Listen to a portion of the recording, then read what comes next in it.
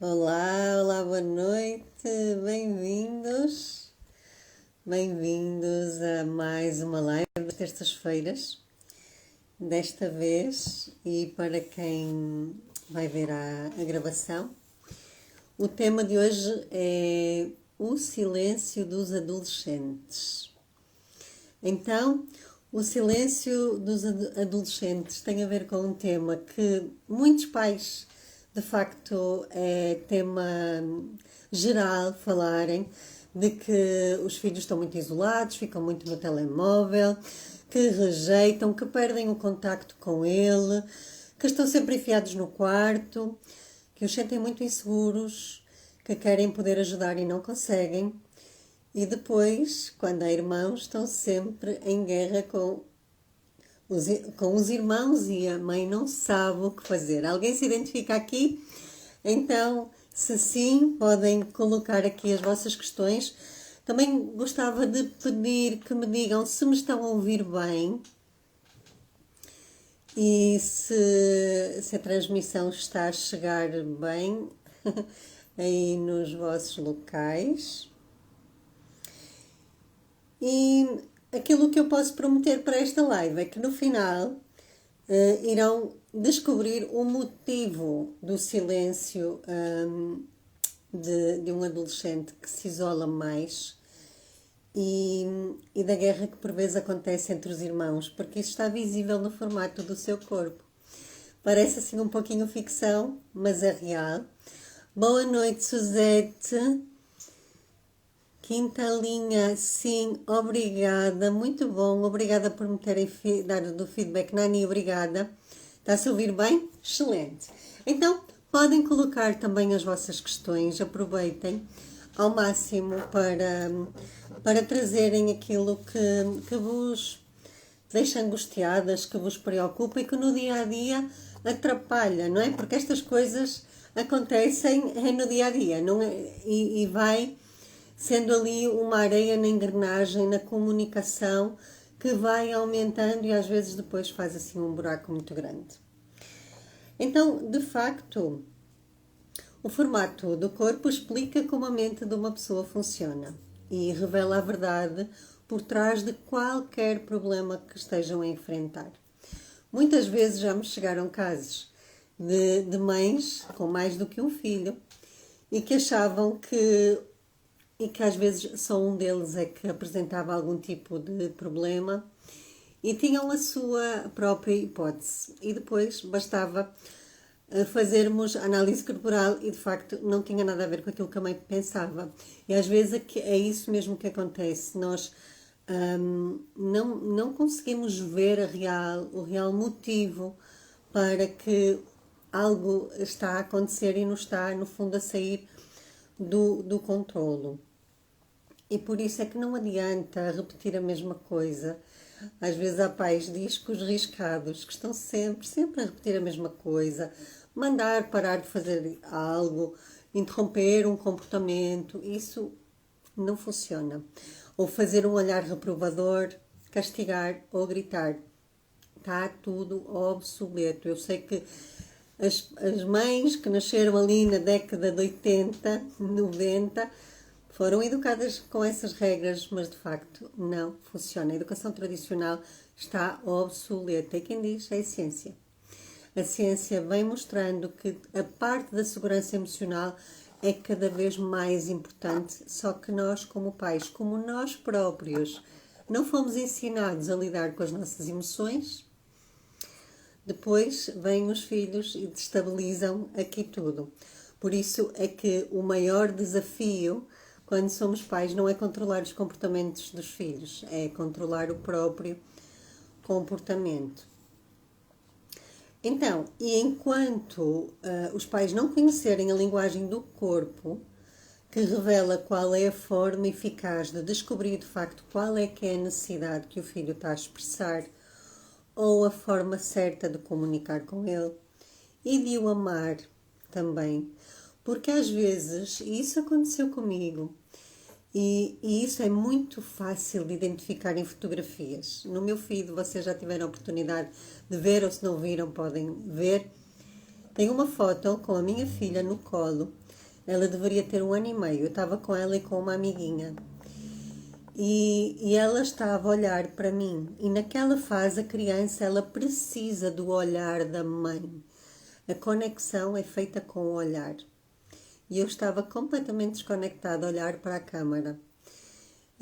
Ou seja, eu estava desconectada dela. Ela estava a evidenciar uma necessidade que eu não atendi porque eu não sabia. E para mim a mala era qualquer coisa de inquestionável. Mas ela, naquele momento, ela não recebeu o meu amor. E há um pormenor também nessa foto que é, ela está a comer uma bolacha. Ou seja, o conforto, ela foi buscá-lo na comida. E tudo isso começa, depois que sabemos da formação dos traços de caráter, começa na fase da amamentação. E depois vai-se repetindo ao longo da vida. E com estas repetições, nós vamos, de facto, cavando um buraco cada vez maior que depois nos pode levar para caminhos muito perigosos se não for tratado a tempo.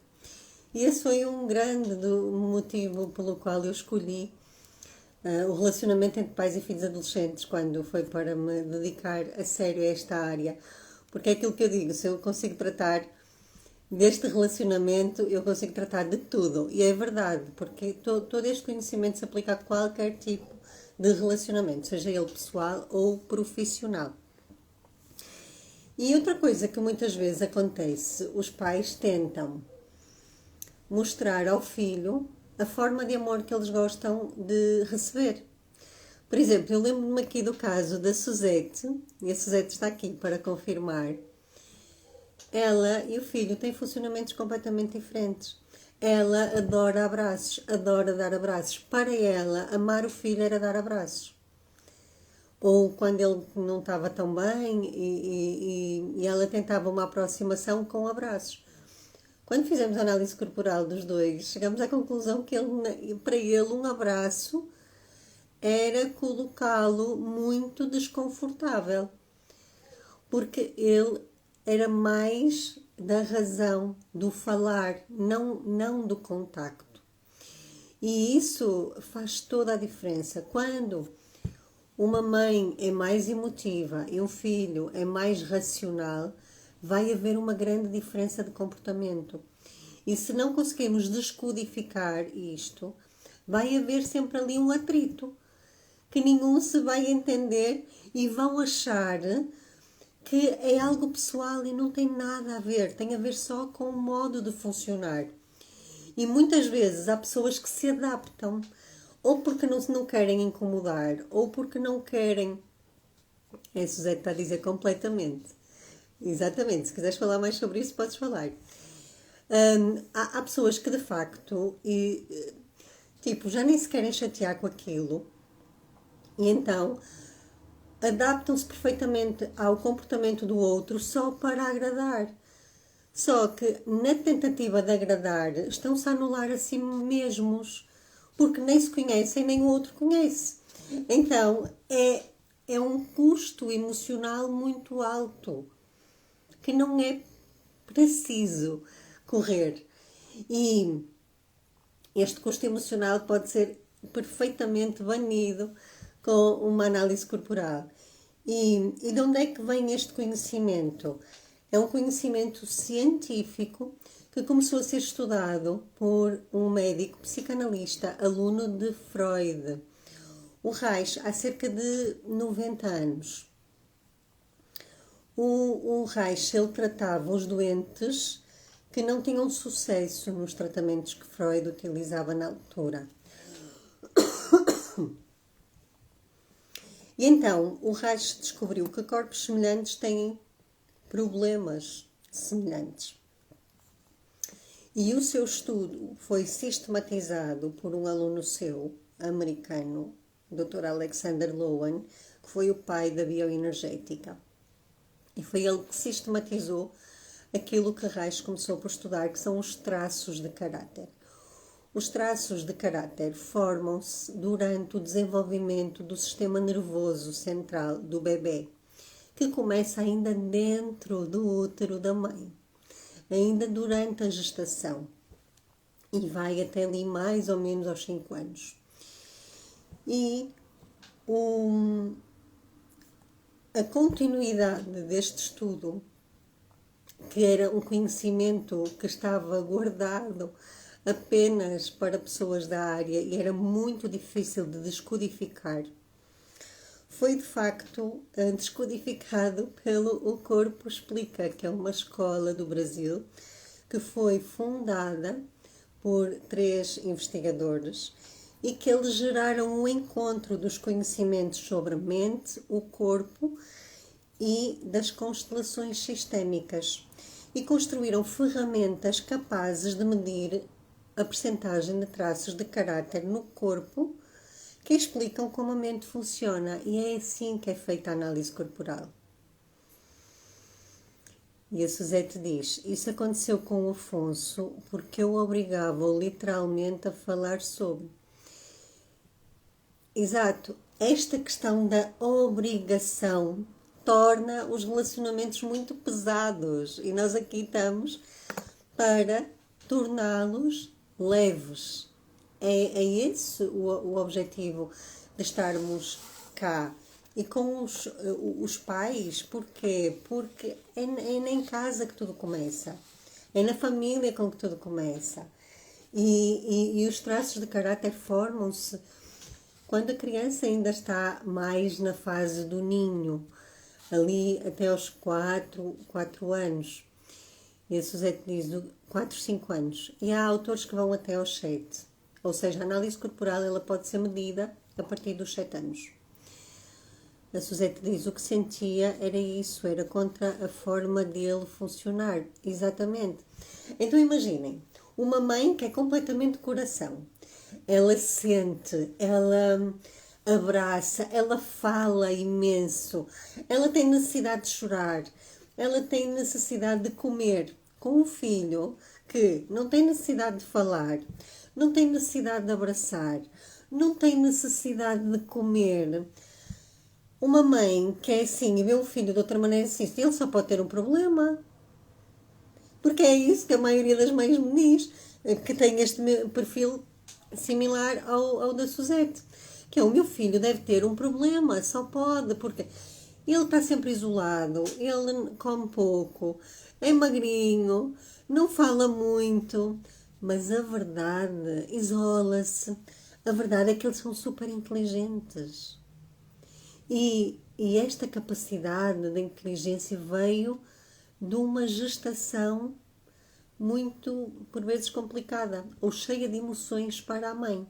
Porque, vejamos, o mundo do bebê, quando está dentro da barriga da mãe, é o útero. Ele não sabe que existe mãe, ele não sabe que existe um mundo cá fora, ele só sabe que existe um útero onde ele está lá encoxadinho. Só que quando a mãe, por algum motivo, ou até quando sabe quando está grávida e há uma reação negativa, por exemplo, da parte do pai, ou quando está sozinha, ou quando o marido vai perder o emprego, se calhar, e ela fica aflita, ou porque há uma morte de um familiar durante a gestação e há ali um impacto emocional muito forte, tudo isso a criança vai sentir. E ela vai sentir a primeira dor de deformação, que não é a intenção da mãe, mas é a forma como a criança sente naquele ambiente, que é a dor da rejeição. É a dor dele se sentir rejeitado. Ele sente que o útero o rejeita. Não tem nada a ver com a intenção das mães, ok? Não vamos aqui agora colocar mais peso. Mas é a forma como a criança sente o ambiente. E é isso mesmo, e ao longo da vida, isso vai continuando. Porquê? Porque naquela fase, a mielinização estava na cabeça, e então é como se ele criasse mundos paralelos quando aquele mundo ficava muito frio e desconfortável. E por isso é que normalmente essas pessoas têm a cabeça mais alongada, os olhos assim mais esbugalhados, muitas vezes usam óculos, têm quinas na zona das articulações, têm assim o corpo meio desengonçado e são super criativas. Elas são muito caladas, mas elas têm uma cabeça e que os pensamentos não param. Estão sempre ali a bombardear. Uma das pessoas com este traço mais evidente, que é o Stephen Hawking, que foi Prémio Nobel da Física, ele próprio tinha uma frase muito interessante que é: pessoas caladas têm mentes barulhentas. E é mesmo isso que acontece. E o que essas pessoas precisam ao longo da vida, elas precisam de tempos de isolamento, elas vão ser mais paradas, elas não vão ser muito ativas. É como se elas voltassem a precisar do útero para estar, e nós chamamos isso um tempo de caverna, estar dentro da caverna, aconchegadinhos, como se fossem novamente bebês, dentro da barriga da mãe. É o que os faz sentir confortáveis. Por isso, um ambiente com muito barulho, com muitas pessoas, com muita agitação, eles voltam a ressentir aquela primeira dor, que é a dor da rejeição. E muitas vezes, quando eles estão num ambiente, por exemplo, agora dentro de casa, um adolescente, que os pais não aceitam as ideias dele, estão sempre a criticar as ideias, porque aquilo que ele mais vai ter são ideias completamente fora da caixa.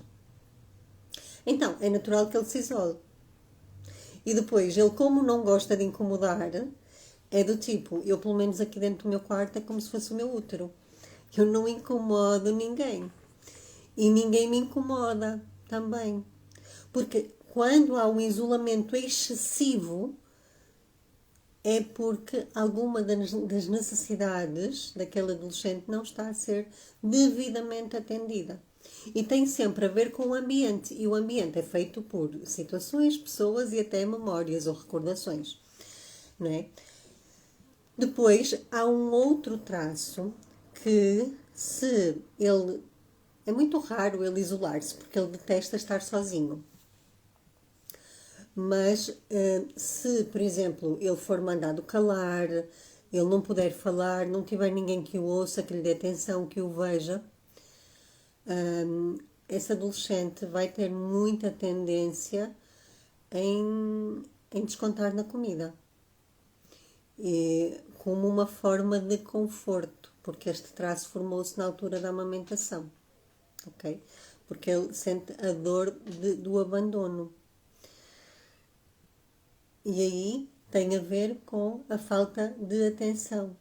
Ou muitas vezes vão para o telemóvel para estar em contacto com outras pessoas porque não querem estar sozinhas. Ou porque naquele ambiente estão sozinhas. Depois temos um outro traço que o medo maior dele é de se sentir manipulado. E muitas vezes, se ele não tem em casa um lugar onde ele possa negociar ou liderar, ele também se vai isolar, até porque ele não vai confiar em ninguém. E especialmente quando as pessoas sentem que pedir algo em troca ou negociar é algo tido como uma pessoa má, que não tem nada a ver com isso. Ok? Eu não falei das pessoas que têm o traço que tem mais a dor do abandono mais ativo. O superpoder delas é a comunicação, elas são excelentes comunicadoras. Tal como o primeiro é muito da criatividade, muito da razão, o segundo do abandono é muito do coração. E elas são excelentes comunicadoras. E o corpo delas vai ser assim mais redondinho, o rosto mais redondo, os lábios mais volumosos, os olhos pequeninos, são muito pequeninos e quando se ri eles fecham completamente. E o corpo é mais escorrido, assim parece sem energia. E os joelhos juntam, porque é como se a pessoa ela não tem muita força nas pernas, então o joelho junta porque na fase da amamentação ela ainda não anda, né? Ela ainda precisa de ajuda para estar no colo. Então são pessoas que adoram contacto, precisam mesmo de muito contacto. E no caso dos adolescentes, eles precisam de estar rodeados de amigos ou de amigas para falarem, para extravasarem tanta coisa que eles precisam de comunicar. Depois, o que sofre muito com a dor da manipulação, ele precisa de estar em evidência, de liderar, e o corpo dele tem muitos aspectos triangulares. Os ombros são mais largos do que o quadril, o queixo também é mais acentuado e de facto o superpoder dele é de liderar. Neste caso, como eles não obedecem só porque sim, a melhor maneira de comunicar com eles é com base em acordos claros, negociação mesmo. É claro que eles só vão liderar pessoas com idade inferior a eles, né? Não é para eles mandarem nos pais. Mas é muito importante haver acordos, e eu costumo falar em macro decisões que os pais tomam dentro de casa e micro decisões que dão autonomia aos adolescentes para fazerem as suas tarefas. Porque eles já têm mais do que idade para fazerem coisas sozinhos. E isso é muito importante também. Até porque na adolescência é o test drive para a idade adulta. Eles já quase nem precisam dos pais para nada, a não ser financeiramente. Porque tudo aquilo que os pais deveriam passar de ensinar de valores e de formas deles se conhecerem, já deveria ter sido dado antes. Porque nas primeiras etapas é quando eles precisam mais dos pais. A partir da adolescência eles cada vez vão precisar menos e é normal que haja uma ruptura com a família de origem. É normal, é esperado e é saudável. Só que muitas vezes os pais querem mantê-los numa prisão que acaba por ser é mesmo a prisão e é um escudo. Porque muitas vezes os pais deixaram de lado outras funções como ser homem e mulher. E não é por acaso que muitos casamentos acabam quando os filhos vão embora. Não é? Por isso é preciso ter muita atenção, porque quando nós temos filhos não deixamos de ter outras funções também, não é? E depois, continuando, mais um traço que se isola muito. É um traço que tem a dor da humilhação muito forte. E eles vão fugir da crítica. Normalmente, eles têm o corpo mais quadrado, são mais lentos, naturalmente. Eles parecem que estão assim dentro de uma panela de pressão que explode se não for aliviada, digamos assim, ao longo do tempo. São aquelas pessoas que elas sentem muito, mas guardam. Guardam, aguentam, não querem incomodar ninguém. Porque depois outra coisa que acontece é os pais com estas dificuldades de entender os filhos é normal. Eu também, eu também tive os meus momentos. Muitas vezes gritam com os filhos, falam mal com eles, há uma série de dinâmicas que acontecem. Só que os filhos nunca deixam de amar os pais. Eles deixam de se amar a eles próprios. E quem sofre muito com a dor da humilhação, ele tem um sentimento de menos-valia, de não merecimento muito alto. Porque ele aguenta tudo. Tudo o que é para aguentar, ele aguenta. Só que, porquê? Porque ele foge da crítica. Ele foge de qualquer sensação de se sentir humilhado.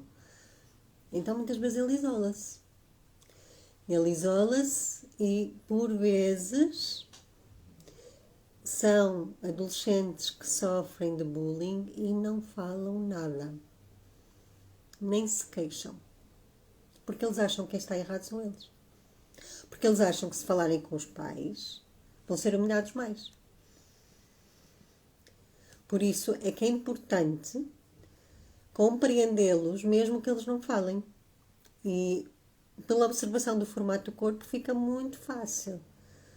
E como é que nós podemos estimular? Essencialmente, no caso dos mais quadradinhos, que sofrem muita dor da humilhação, um dos superpoderes deles é aguentar coisas difíceis.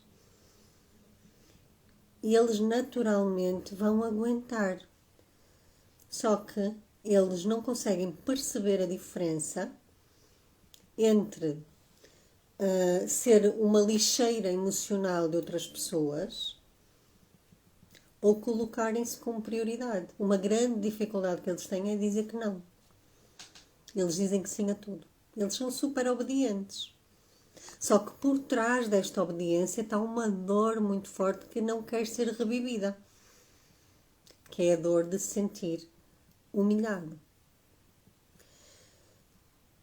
E depois, as adolescentes que têm muito medo de sentirem a segunda opção escolhida, ou de serem trocadas, ou de não serem vistas como perfeitas, e terem ali a dor da traição muito forte, porque tem uma ligação muito forte com o progenitor do sexo oposto, elas literalmente morrem quando são comparadas com alguém.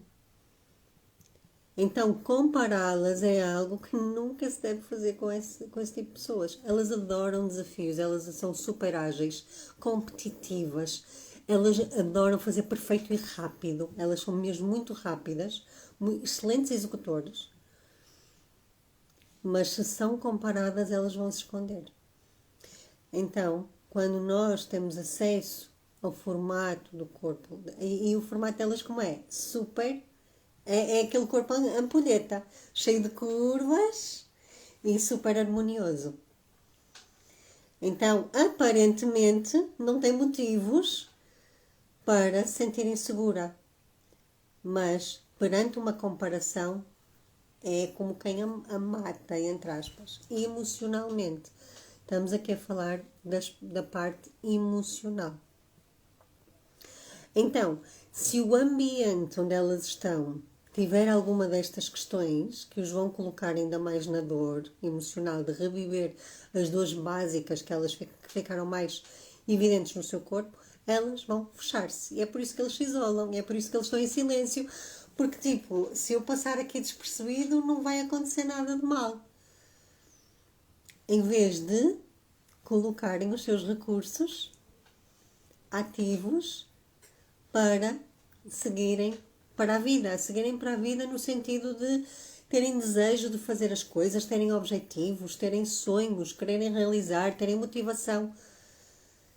E porque isto vai fazer toda a diferença no dia a dia.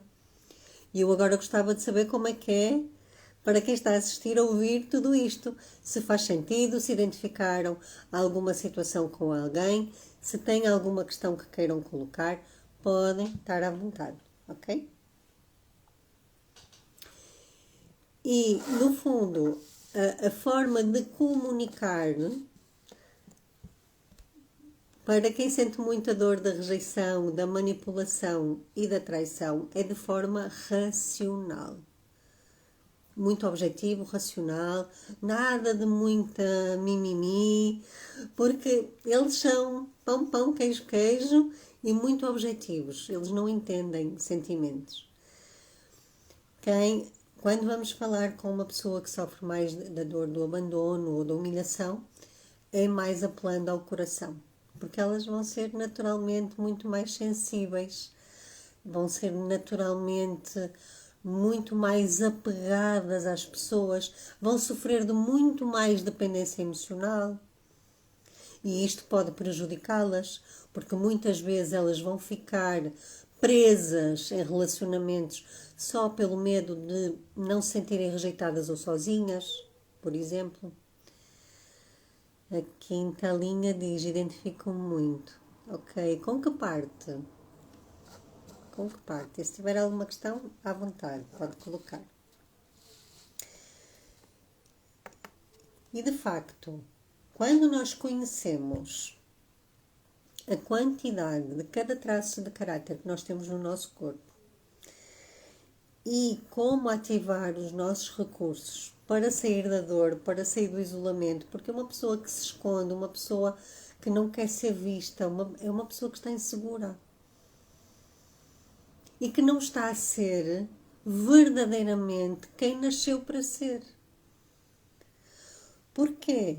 Porque se ela nem sequer ela sabe como é que ela funciona, muito facilmente ela não vai conseguir perceber o que é que ela precisa, não vai ter a responsabilidade de cuidar de si própria e vai ficar refém de quem nem sequer sabe que estas coisas existem. Então, quinta linha diz abandono, rejeição. Ok. Então, se sente mais a dor do abandono e da rejeição, é bom que saiba que tem aí um potencial de criatividade e de comunicação dentro de si.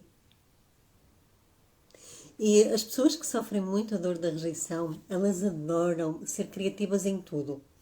E eu até trouxe esta roupa em homenagem a elas, porque elas adoram assim padrões diferentes, completamente diferentes. Elas são capazes de misturar, sei lá, xadrez com bolas, com tecidos, texturas completamente diferentes. E se nós elogiarmos essa capacidade criativa, elas vão se abrir mais. Elas não vão ficar tão fechadas no casulo. Então, é muito bom poder potenciar, evidenciar, estimular aquilo que as pessoas naturalmente são boas. Porquê? Porque quando nós tentamos mudar alguém, o custo emocional vai ser muito grande. Porque é como se nós... Quem é informático sabe disto, não é? Nós temos o nosso corpo, é o hardware, e depois a nossa mente é o software. E a nossa mente, a base emocional dela foi criada ou foi formada desde a gestação até aos 5 anos. Podem haver alguns ajustes durante a vida, se houverem situações traumáticas, mas a base está feita. E quanto mais nós respeitarmos isso, mais nós vamos ter adultos mais felizes e mais saudáveis. E vamos ter filhos, e nós também, ok? Porque agora nós adultos somos responsáveis por nós. E somos responsáveis por criar uma criança, um novo ser humano. Quinta linha diz, e o meu filho também é assim. Ok, então, se ele tem a dor da rejeição e do abandono, certamente a sua gravidez foi complicada, a fase da amamentação também, ele sentiu ali a falta da mãe. E isto não é para trazer culpa à mãe, está bem? É só a forma como a criança sente, porque isso, o que ela sentiu, deu-lhe superpoderes. Deu-lhe a capacidade criativa, a capacidade de comunicação. Agora é desenvolver esses superpoderes que ele tem e dar-lhe um ambiente favorável para ele os desenvolver. Sem estar sempre ali a massacrar, não é? Essas ideias, falas demais, já nem te posso ouvir, tanto choro, cala-te lá. Nós ouvimos tanto isto, nós, como filhos. Porque os nossos pais também fizeram o melhor que podiam, e nós também, todos nós. Só que há uma romantização tão grande da maternidade, da paternidade, da parentalidade, que nós achamos que quando temos uma criança nos braços nos cai qualquer coisa do céu e sabemos tudo. E é mentira. Por isso é que é preciso aprender a ser pai e mãe antes de o sermos, porque isso vai poupar muito, muito, muito desconforto. E eu gostava de me ter conhecido quando eu era adolescente, porque certamente muita coisa não existia, mas se calhar certamente eu também não estaria aqui. Porque eu acredito que não é preciso que mais nenhum adolescente sofra tanto por não se conhecer. E por ficar refém de quem nem sequer sabe que os traços de caráter existem. E que existem superpoderes por trás de um jovem mais isolado, que não fala tanto, que às vezes está no mundo da lua e nem quer saber de ninguém. que às vezes nem tem vontade de comer, porque para ele o mundo paralelo onde ele vive é suficiente. Mas se nós conseguirmos entrar no mundo dele, dar-lhe segurança de que não vamos rejeitar de alguma maneira esse mundo, estamos a abrir uma porta de comunicação. E eu gostava de saber se isto faz sentido para vocês. Aliás, há aqui outra coisa que é só uma evidência para mim. Quando uma pessoa que tem cada um dos traços bastante altos, porque assim, nós temos todos os 5. Temos todos os 5 traços. Eu vou dizer o nome deles, não é para assustar, não tem nada a ver com doenças, mas cada vez mais vai descobrir, porque isto é um assunto inovador ainda em Portugal, ainda se fala muito pouco em Portugal sobre traços de caráter. Mas os traços não têm nada a ver com doenças. São traços, foi o nome que lhes foi dado e foi mantido em homenagem aos primeiros cientistas que os descobriram. É o traço de caráter esquizoide, que é o da criatividade, e normalmente são vistas como pessoas esquisitas, né? São esquisitas. Olha, se anda com uma roupa completamente fora do padrão, é uma pessoa esquisita. Muitas vezes é rotulada como esquisita. Ou como cabeça no ar, ou como está no mundo da lua, ou... enfim, né? Tanta coisa. Depois é o traço de caráter oral. Oral porquê? Porque tem a ver com a boca, tem a ver com a fase da amamentação, tem a ver com os 5 sentidos.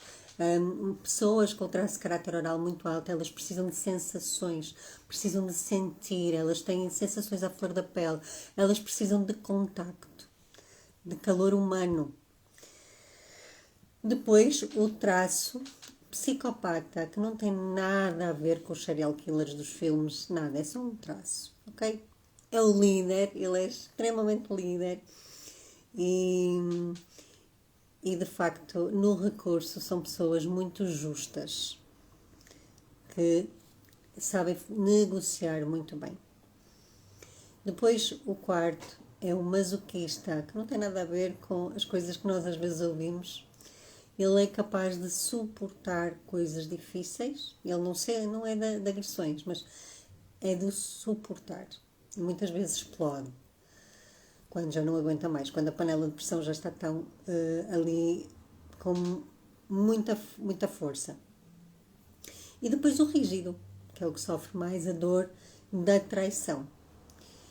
E quando os traços estão tão na dor, em ambientes que de facto não são favoráveis, eles vão fazer exatamente o oposto. Que é, quem tem o medo da rejeição vai rejeitar, quem tem o medo de ser abandonado vai abandonar, quem tem o medo de ser manipulado vai manipular, quem tem o medo de ser humilhado vai humilhar e quem tem medo de ser traído vai trair. Então, isto é só uma evidência para mim de que de facto aquela pessoa está muito na dor.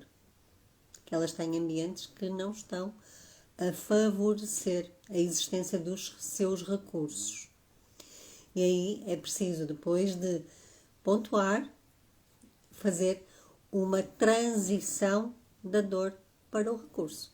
Não é preciso mudar corpos. O Reich, ele começou por fazer isso. Ele achava que havia um defeito qualquer nos corpos, não é? E na mente. E a primeira coisa que ele tentou foi mudar o corpo. Mas não é preciso. O nosso corpo é perfeito. Ele tem aquilo que nós precisamos, dos nossos recursos na nossa mente, para colocar em prática do jeitinho que nós somos. E isso vai fazer de nós pessoas autênticas. E quando nós somos autênticos, nós somos felizes. É uma das maiores necessidades do ser humano, é ser autêntico. É não fazer de conta que é uma coisa que na verdade não é. E a verdade é que aqui o Instagram é repleto, né, de histórias cor-de-rosa que nos bastidores não é bem assim. E muitas vezes, quando nós não estamos bem, nós vamos comparar os nossos bastidores com o palco de outra pessoa, especialmente para quem tem muito do traço rígido alto, vai sofrer muito com isso.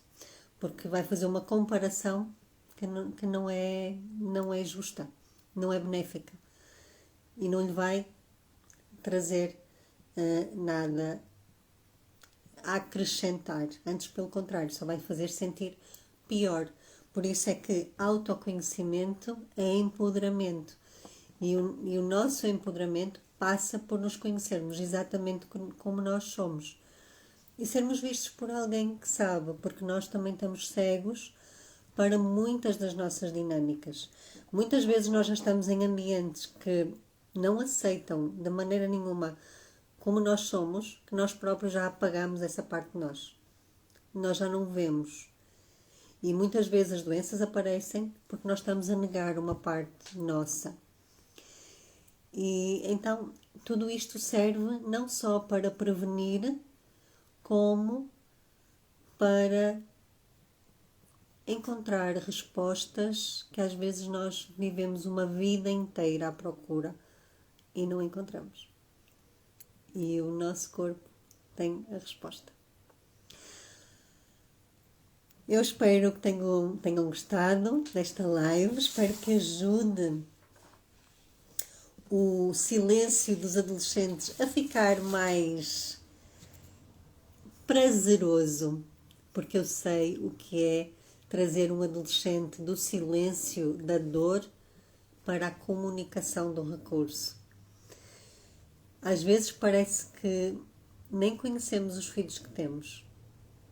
Eles mudam de uma maneira incrível e basta um ajuste no ambiente que nós lhe proporcionamos. Por isso, não é difícil aplicar tudo isto. E ainda que a análise corporal dos adolescentes pode ser feita através de fotografia, não precisa de estar exposto. E há muitos, especialmente os esquizoides, que eles não gostam de exposição, nem precisam. E eles vão saber exatamente do jeitinho que funcionam e que não tem nenhum defeito. Nenhum tem defeito. Porque quando nós começamos a ver defeito, é porque nós estamos em ambientes que não sabem que os nossos traços existem, nós não sabemos, então nós facilmente ficamos nas mãos de qualquer pessoa que não sabe. E por isso é que nos sentimos mal. Se tiverem alguma questão, é a oportunidade de colocarem. Espero que tenha sido útil, que deixe pelo menos para reflexão. E porque nós podemos quebrar um ciclo que nós também recebemos dos nossos pais, da forma que eles puderam nos dar e deram certamente o seu melhor, mas podemos fazer um caminho muito mais saudável com os nossos filhos. E uma das missões mais importantes dos pais é darem o suficiente e tornarem-se desnecessários, porque pai e mãe são funções, não são pessoas. Pai e mãe serve para ensinar, incentivar, preparar os filhos para a vida durante um período curto, máximo 21 anos, no máximo. Quando os filhos continuam a viver em casa dos pais para além dos 21 anos, já aí há um problema. E dar o suficiente. Porquê? Porque os pais que dão tudo estão a tornar adultos inúteis. Inúteis no sentido de inconscientemente, ou de forma consciente ou inconsciente, é como se os pais que dão tudo estivessem a dizer assim: tu não és capaz de nada, eu tenho que estar aqui sempre para ti. E se nós pensarmos, olhando a natureza, se tudo correr bem na vida, os pais morrem primeiro. E é bom que os pais deixem os filhos preparados para viverem sozinhos e viverem sem a ajuda deles. Essa é a missão dos pais, que muitas vezes nós achamos que não. E já agora, não tem a ver diretamente com o tema, mas acho que é importante reforçar.